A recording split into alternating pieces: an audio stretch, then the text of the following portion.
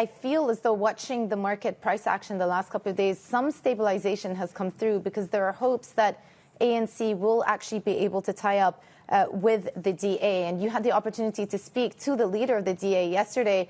Are those hopes misplaced, or is there a real chance that this may happen?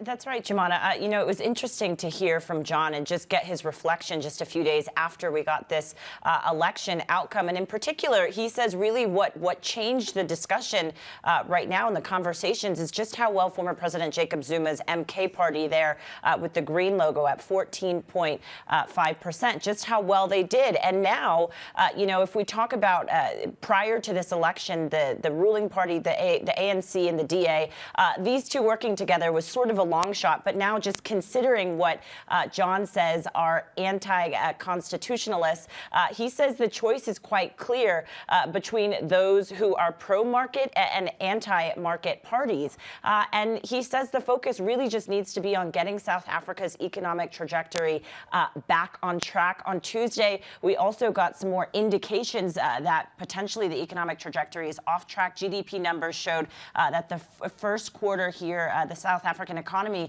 contracted. And so, you know, a lot of what John and I think a number of investors are waiting to see is, you know, are we going to see a deal in which there is going to be some stability for the markets and for this economy moving forward? But there's still quite a ways to go. In terms of the potential tie-ups, so I've been reading that it could take on multiple formats. It could be an actual coalition government or what is known as the supply and confidence agreement, whereby the DA only selectively supports the ANC on crucial votes and also put forward their support for the president as well. What are the likely permutations at this point?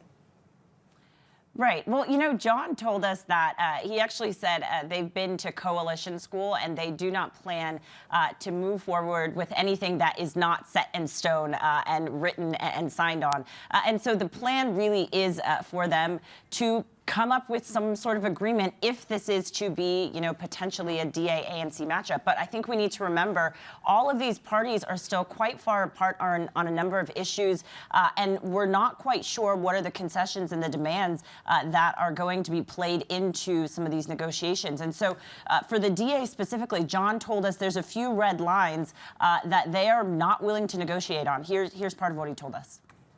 We don't believe in expropriation without compensation. So if that is on the table as a policy, it's a red line for us. Sticking with NHI in its current form would be a red line for us. We believe the bill needs to be amended to include choice back into it. I think we can have universal access to basic health care, and I think there's a conversation that can be had about how best to achieve that. And, you know, it's important, Joumanna, to note just, you know, what a lot of these parties campaigned on is potentially going to play into these negotiations. And so what will be interesting to see is sort of what the ANC is discussing with these parties and what their red lines are, who they are willing to work with. And that is really, I think, when you talk about the market action over the past few days, that I think is what investors are waiting to see. What are the concessions that are going to be put forward or negotiated on? And what are the ones that are just off the table in order to form this government? But there is a deadline, so we're going to have to know in the next 2 weeks.